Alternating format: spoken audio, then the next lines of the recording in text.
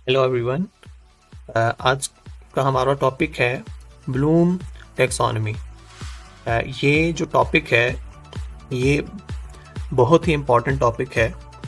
अगर आप कोई भी एग्ज़ाम दे रहे हैं टीचिंग के हवाले से, चाहे आप पीएससी का एग्ज़ाम दे रहे हैं या एनटीएस का दे रहे हैं, तो उसमें ये टेस्ट के लिए भी और इंटरव्यू के लिए भी पेडागोजी का एक बहुत ही इम्पॉर्टेंट टॉपिक है ब्लूम टैक्सोनॉमी।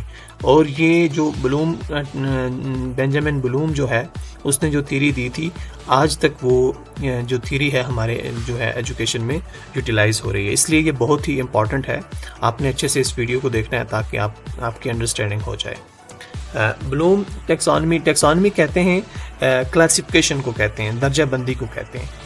ये जो ब्लूम टैक्सोनॉमी है, इसमें ब्लूम जो है एक ये अमेरिकन ये एजुकेशनल साइकोलॉजिस्ट था जिसने एक थ्योरी दी थी जिसमें उसने मुख्तलिफ डोमेन्स की बात की हुई है, मुख्तलिफ क्लासिफिकेशन जो है उसने उसकी बात की हुई है। तो उसको हम इंशाल्लाह आज की वीडियो में डिटेल से देखेंगे।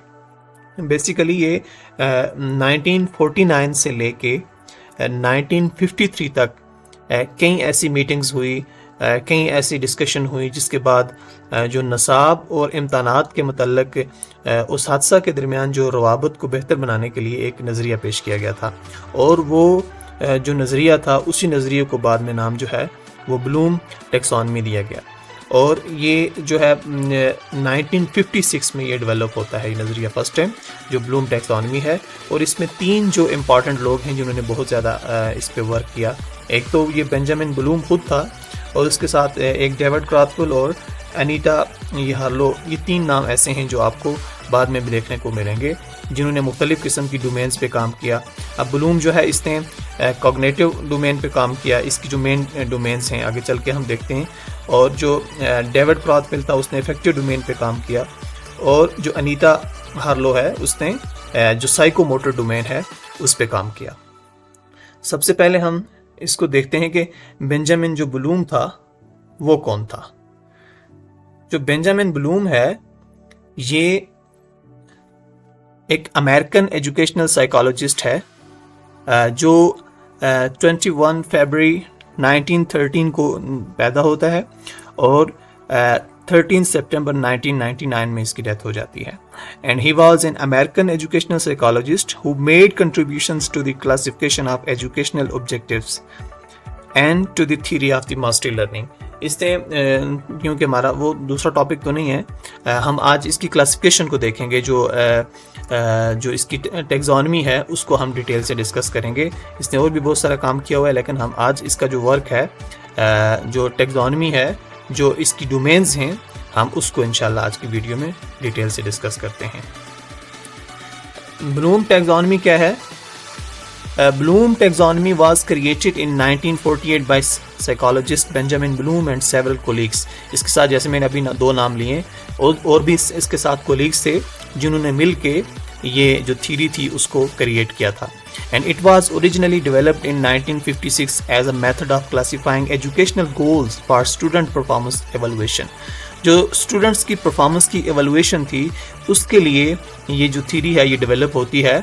1956 में फर्स्ट टाइम ये डेवलप होती है। And Bloom taxonomy has been revised in 1990, then in 2001 and it still utilize in education today. ये आपको पहले भी मैंने बताया था कि ये अभी तक एजुकेशन में ये यूटिलाइज होती है, इतनी इंपॉर्टेंट ये थ्योरी है। और ये सबसे पहले 1990 में ये रिवाइज होती है और फिर दूसरी बार 2001 में इसको रिवाइज किया जाता है। रिवाइज करके क्या डिफरेंस आता है वो भी हम आज की वीडियो में देखेंगे। Bloom taxonomy, the original intent in creating the taxonomy was to focus on the three major domains of learning: cognitive, affective और psychomotor। ये तीन लर्निंग की जो इम्पॉर्टेंट डोमेन्स हैं उनको लेके ये चलती है। सबसे पहले कॉग्निटिव आपको पता है कि ये इसका ताल्लुक माइंड से होता है, इसका ताल्लुक ब्रेन से होता है। और दूसरी अफेक्टिव है, इसका जो है फीलिंग से होता है, इमोशन से होता है। और तीसरा जो है वो साइकोमोटर जो है वो बेसिकली प्रैक्टिकल वर्क होता है, इसमें स्किल्स आपके मसल्स यूज हो रहे होते हैं। Despite the creator's intent to address all three domains, Bloom taxonomy applies only to acquiring knowledge in the cognitive domains। Which involves intellectual skill development. जो Bloom ने सबसे ज़्यादा जिस पे वर्क किया वो कॉग्निटिव डोमेन है, और ये जो कॉग्निटिव डोमेन है इसको ब्लूम से ही, जो बेंजामिन ब्लूम है उसी से ही रेफ़र किया जाता है कि सबसे ज़्यादा उसका जो काम है वो कॉग्निटिव डोमेन पे है। And original Bloom's taxonomy content 6 developmental categories: knowledge, comprehension, application, analysis, synthesis and evaluation. उसने जो कॉग्निटिव डोमेन है ब्लूम टेक्सोनॉमी में, उसमें उन्होंने जो है 6 ऐसे स्टेज का जिक्र किया है। 6 उसकी कैटेगराइज हैं कॉग्निटिव डोमेन की, जिनको हम आज की वीडियो में डिस्कस करेंगे। 3 डोमेन्स हैं ये। हमने पहले भी कहा कि पहली कॉग्निटिव डोमेन है, दूसरी अफेक्टिव डोमेन है, और फिर साइकोमोटर डोमेन है। डोमेन्स ऑफ लर्निंग देखें, कॉग्निटिव डोमेन जो है वो उसका तल्लुक किसके साथ है? थॉट्स जो हैं उसके साथ है, थिंकिंग के साथ है। और इसकी जो एग्जांपल्स एबिलिटीज़ हैं, जैसे थॉट में क्या चीज़ आती है, मेमोराइजिंग है, रीजनिंग है, ये सब चीज़ें जो हैं थॉट्स में आती हैं। और इफेक्टिव डोमेन क्या है? इफेक्टिव डोमेन्स में हमारी इमोशंस और फीलिंग्स होती हैं, और इसकी जो एग्जांपल्स क्या हो सकती हैं? ये अप्रिसिएशन, यानी किसी चीज़ को आप क्या करते हैं? अप्रिसिएट करते हैं, कैसे आप उसको लेते हैं किसी चीज़ को, आपका बिहेवियर क्या है? बिहेवियर बहुत मैटर करता है इस इफेक्टिव डोमेन में, और मोटिवेशन। उसके बाद साइकोमोटर डोमेन जो है, इसमें ये देखें, अगर आप इसको गौर करें तो ये इसका तल्लुक माइंड से नज़र आ रहा है। इसका तल्लुक देखें, ये हैप्पी है और ये सैड है। इसका तल्लुक आपकी फीलिंग से है, और इसका ये आपके एक्शन से है। एक्शंस, डूइंग, टाइपिंग, प्लेइंग, जैसे कोई भी एक्शन जो है ना, आप टाइपिंग करते हैं, प्लेइंग करते हैं, आप रन करते हैं, ये सारे जो हैं ये क्या हैं? राइट करते हैं, बोलते हैं, स्पीक करते हैं, ये सारे जो हैं ये साइकोमोटर डोमेन से हमारी। 3 है, एच को आपने याद रखना है। इससे भी इसको याद रखा जाता है अक्सर, ये जो डोमेन्स हैं। हेड, जिसको आप क्या कहते हैं? Cognitive domain. हार्ट, इसको इफेक्टिव डोमेन कहते हैं। और हैंड जो है साइकोमोटर, यानी हेड का तल्लुक जो है दिमाग से है, सर से है, तो ये जो है आपकी कॉग्निटिव डोमेन है। और हार्ट जो है इसका तल्लुक दिल से है, आपकी फीलिंग से है, तो ये सेकंड वाला जो एच है वो हार्ट को शो करता है। फिर हैंड जो है ये प्रैक्टिकली यानी आप वर्क करते हैं, तो इसका तल्लुक हैंड से है। 3 हेड जो हैं ये आपने माइंड में रखने हैं, ये 3 एच जो हैं। अब हम चलते हैं, जो आज की वीडियो में हम सिर्फ कॉग्निटिव डोमेन को देखेंगे, और आने वाली 2 वीडियो में हम इंशाल्लाह अफेक्टिव डोमेन और फिर हम साइकोमोटर डोमेन को देखेंगे। कॉग्निटिव डोमेन जो है वो सबसे पहले आपने इसको देखना है कि इसमें नॉलेज है, उसके बाद कंप्रीहेंशन है, और एप्लीकेशन है, और एनालिसिस है, सिंथेसाइसिस है, और एवल्यूएशन है। ये सारी 1956 में, पहले आप इसको देखें, सामने इधर आपने नहीं देखना है, सब आपने पहले 1956 में जो थ्योरी पेश की गई है उसको आपने देखना है। और इसमें जो 2001 में ये जो रिवाइज हुई है, इसमें कोई डिफरेंस नहीं है। डिफरेंस सिर्फ ये है कि ये जो इसका नंबर 5 पे था सिंथेसाइसिस, इसको एंड पे ले गए, क्रिएट, और जो एवल्यूएशन था उसको उन्होंने क्या कर लिया, नंबर 5 पे ले आए। सिर्फ इतना सा डिफरेंस है, बाकी कोई डिफरेंस नहीं है। सिंथेसाइसिस बेसिकली क्रिएशन ही होती है किसी चीज़ की, इसमें आपने कंफ्यूज नहीं होना है। नॉलेज क्या है?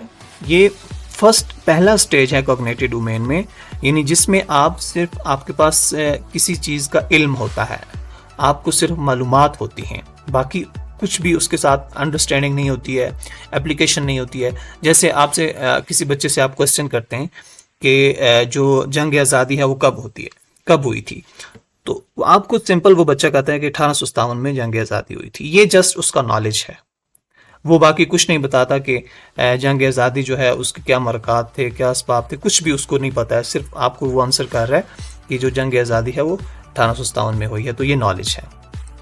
उसके बाद कंप्रीहेंशन क्या है? कंप्रीहेंशन का मतलब होता है अंडरस्टैंड करना। सिर्फ उसको नॉलेज की हद तक नहीं, बल्कि उसका जो अगला स्टेज है कि आप चीज़ों को अंडरस्टैंड करें। यही क्वेश्चन अगर आप पूछते हैं कि जंग आज़ादी कब हुई, तो आपको अगर बच्चा ये आंसर करता है कि जंग आज़ादी जो है वो 1857 में हुई और उसके असबाब ये थे, उसके बाद में नताइज ये थे, उसमें ये नुकसान हुआ, ये फ़ायदा हुआ, किसको नुकसान हुआ, किसको, ये सब अगर डिटेल्स उसको पता है, उसका बैकग्राउंड पता है, तो ये कंप्रीहेंशन है उसका।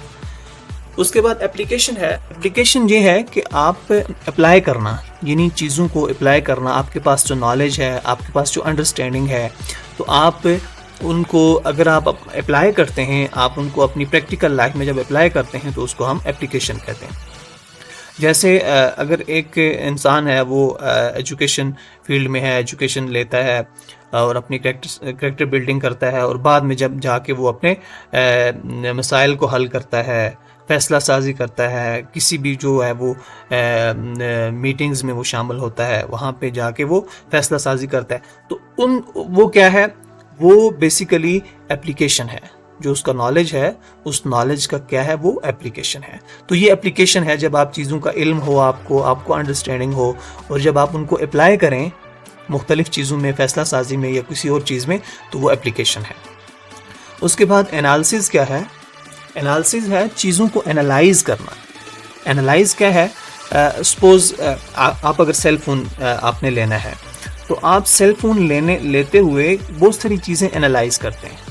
एनालाइज कैसे करते हैं कि आप देखते हैं कि ये जो मैं सेल फ़ोन ले रहा हूँ, इसका कैमरा कैसा है, फ्रंट कैमरा कैसा है, बैक कैमरा कैसा है, या आप ये कहते हैं कि इस सेल फ़ोन की जो मेमोरी है वो कितनी है, फिर आप ये देखते हैं कि उसकी स्पेसिफिकेशन, रोम, रैम, ये सब चीज़ें।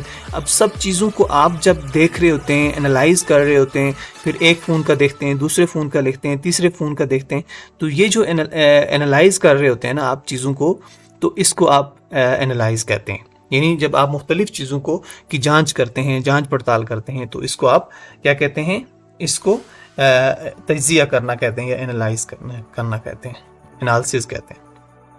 उसके बाद है सिंथेसाइज। अब ये जो क्रिएट है, इसको हम आखिर में डिस्कस कर लेते हैं, उससे एवल्यूएशन उससे पहले, क्योंकि जब 2001 में ये रिवाइज होती है तो एवल्यूएशन जो है वो पहले आ जाती है। एवल्यूएशन क्या है? एवल्यूएशन होती है बेसिकली तशखीस करना या जज करना चीज़ों को। तो जब आपने फ़ोन लेना है, तो आपने मुख्तलिफ फ़ोन्स की स्पेसिफिकेशन देख ली, उसमें देख लिया, मेमोरी को देख लिया, कैमरा को देख लिया। अब आपने जज करना है। जज आपने ये करना है कि आपके बजट के मुताबिक कौन सा ऐसा सेल फ़ोन है जो आपके लिए ठीक है। आप जैसे इन्फिनिक्स कंपनी का भी देखते हैं, ऑनर का भी देखते हैं, आप वीवो का भी देखते हैं, मुख्तलिफ कंपनियों के आप जब फ़ोन्स देखते हैं, आप अपने बजट को देखते हैं, तो जब आप जज करते हैं कि मेरे लिए ये वाला फ़ोन ज़्यादा बेहतर है, तो ये क्या होगा? ये आपकी एवल्यूएशन जज करना होगी। और जो आखिरी है सिंथेसाइज या क्रिएट। क्रिएट क्या है? कि जब आप कोई चीज़ बना लेते हैं, कोई आप फैसला कर लेते हैं, आपने ये जैसे फैसला कर लिया कि मैंने ये फ़ोन लेना है, तो ये आपकी क्रिएशन हो जाएगी, ये आपकी सिंथेसाइज हो जाएगी, जिन चीज़ों को जोड़ना या कोई फैसला साजी करना। तो ये सबसे जो आखिर का स्टेज होता है इसका कॉग्निटिव डोमेन में, ये क्रिएशन होती है, या क्रिएट होता है, या सिंथेसाइज होता है। उम्मीद है आपको इसकी अच्छे से समझ आ गई होगी, जो इसकी स्टेज होते हैं विद एग्जांपल्स। उसके बाद इसको रिवाइज देख लें। सबसे पहले जैसे रिमेंबर होता है, नॉलेज वही चीज़ है। अगर आप देखें तो इससे पहले ये जो 1956 में जो इसके स्टेज थे, तो वो नाउन में थे, और बाद में वो एज अ वर्ब फॉर्म होगी। बात वही है, नॉलेज से को रिमेंबर कर दिया, कंप्रीहेंशन को अंडरस्टैंड कर दिया, एप्लीकेशन को अप्लाई कर दिया, एनालिसिस को एनालाइज कर लिया, और सिंथेसाइज को क्रिएट और एवल्यूएशन को एवल्यूएट कर दिया। ये आपने दोनों याद रखने हैं नेम्स। 1956 में क्या नेम थे और 2001 में जो है वो क्या नाम थे। समटाइम ये पूछ लेते हैं कि क्या डिफरेंस आया है उसमें। और इसके बाद ये जो रिमेंबर है, अंडरस्टैंड है, ये अप्लाई, एनालाइज, एवल्यूएट और क्रिएट, ये जो है आप ये देख सकते हैं कि इसकी ये दर्जाबंदी है, ये स्टेज है कॉग्निटिव डोमेन के। नॉलेज एंड और रिमेंबरिंग, ये क्या है? The ability to recall data और इंफॉर्मेशन, जी हमने पढ़ लिया। कंप्रीहेंशन और अंडरस्टैंडिंग क्या है? It is defined as the ability to grasp the meaning of the material, यानी मीनिंग आप किसी चीज़ के जब आप लेते हैं, किसी चीज़ को अंडरस्टैंड करने के लिए आप ज़ाहिर उसके मीनिंग में जाते हैं कि उसका मीनिंग क्या है, उसका सियाक व सबाक क्या है। इन चीज़ों को जब आप देखते हैं तो ये कंप्रीहेंशन में आता है। एप्लीकेशन है कि एप्लीकेशन या अप्लाइंग, आप कैसे अब चीज़ों को देखते हैं और अप्लाई करते हैं। It is refer to the ability to use learn material in new and concrete situation, यानी मुख्तलिफ सिचुएशन में जब आपने जो कुछ सीखा होता है उनको कैसे अप्लाई करते हैं। उसके बाद है जी analysis or analysing at this point they begin understanding the underlining structure to knowledge and also are able to distinguish between fact and opinion. ये है जब आप चीज़ों को मुख्तलिफ तौर पे से एनालाइज करते हैं, चीज़ों को मुख्तलिफ देखते हैं, तो ये एनालिसिस होगा। उसके बाद एवल्यूएशन। evaluation या evaluating क्या है? The evaluation level is where students make judgments about the values of ideas, items, materials or more. Evaluation में यही है कि आप चीज़ों को जजमेंटल तौर पे देखते हैं, जज करते हैं, तशखीस करते हैं, और फिर synthesize or creating ability to combine different components or elements to form a whole. जब आप मुख्तलिफ आइडियाज़ को जोड़ते हैं और कोई एक चीज़ बनाते हैं तो इसको आप synthesize करते हैं. अब कुछ ऐसे वर्ड्स हैं जिनको आप याद रख के इसको अंडरस्टैंड कर सकते हैं. जैसे नॉलेज है तो क्या है, इसमें define, identify, describe, recognise, tell, explain, recite, memorise, illustrate, quote, ये सारे वर्ड्स आप नॉलेज जो है इसका फर्स्ट स्टेज जो है इन वर्ड से याद रख सकते हैं. फिर अंडरस्टैंडिंग में क्या क्या वर्ड्स आ सकते हैं? Summarise, interpret, classify, compare, contrast, infer, relate, extract, paraphrase and cite, ये सारे वर्ड्स जो हैं अंडरस्टैंडिंग में आते हैं. फिर अप्लाई करने में कौन कौन से वर्ड, जैसे solve, change, relate, complete, use, sketch, teach, articulate, discover and transfer, ये सारे वर्ड्स जो हैं एप्लीकेशन में आ जाते हैं. फिर एनालाइज जब आप चीज़ों को करते हैं तो ये वाले वर्ड्स से आप इसको याद रख सकते हैं: contrast, connect, relate, devise, correlate, illustrate, distil, conclude, categorise and take apart. इसके बाद एवलुएट में क्रिटिसाइज, रिफ्रेम, जज, डिफेंड, अप्रेज और value, prioritise and plan, grade and reframe. उसके बाद क्रिएट जो इसका फाइनल स्टेज है उसमें भी आप कुछ वर्ड याद रख सकते हैं इसको अंडरस्टैंड करने के लिए: design, modify, role play, develop, rewrite, pivot and modify, collaborate, invent and write. उम्मीद है इसकी आपको अच्छे से समझ आई होगी. मिलते हैं नेक्स्ट वीडियो में, तब तक के लिए अल्लाह हाफिज़.